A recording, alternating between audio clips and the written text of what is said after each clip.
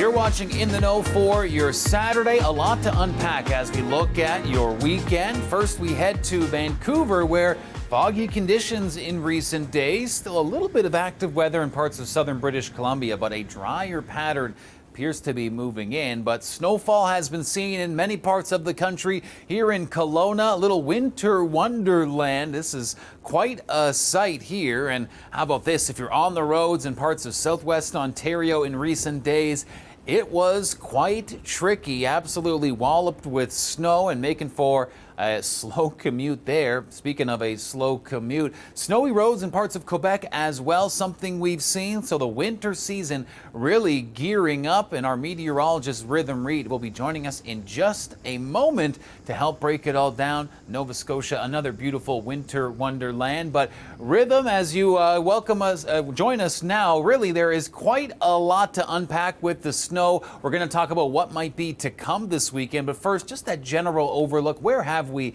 been seeing snow so far? Well, luckily, most of the country is sitting with some of that white stuff. Now, of course, there's some sparse areas. You can take a look at this graphic, some satellites showing exactly where we're still missing some snow. But overall, the country has at least 1 centimeter of snow. The two places to watch is going to be across Atlantic Canada and southwestern Ontario, also just west of Ottawa. Still waiting for some of that winter wonderland feeling, Matt. And how are you feeling about all of the snow that's been moving in? I don't mind that nice kind of picturesque winter scene as long as I don't have to go anywhere. Once you do have to make that commute to work, all of a sudden, yeah, the beauty loses a little bit of its luster. But Rhythm, like you just kind of circled and highlighted on the map, some areas have not seen much snow. Will this weekend kind of change what we've been seeing in that regard? You got that right, Matt. When we are taking a look across Atlantic Canada, well, we do have a system that will be moving in, especially for Nova Scotia, leading to 5 to 10 centimeters of snowfall.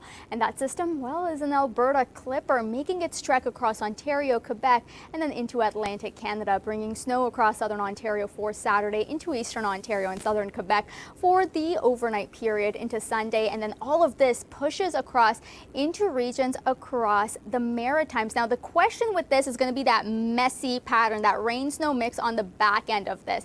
So yes, it will lead to some snowfall across regions of Nova Scotia, but there's a weak ridge building in for areas across southwestern Ontario. And then one warm front after another is going to keep some of those temperatures above freezing. So they will not be seeing any more snow. So Windsor, Sarnia, you may see a few flurries, but unfortunately, you're not looking at any accumulating snow just yet.